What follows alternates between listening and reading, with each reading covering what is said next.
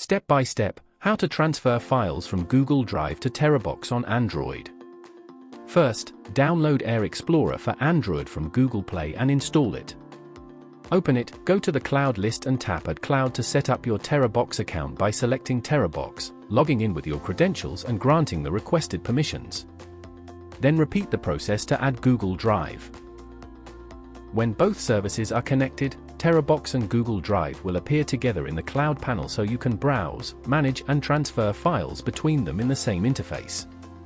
To move content from Google Drive to TeraBox on Android, start by opening your Google Drive folders inside Air Explorer for Android and selecting the files you want to migrate. Then tap the copy or cut icon to decide how you want to send them. Next, switch to TeraBox as the destination, browse to the target folder and confirm where the files should go.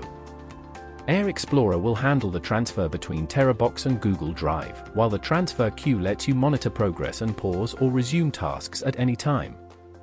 When the process finishes, open TeraBox within Air Explorer and check the chosen folder to confirm that all files have been copied or moved correctly.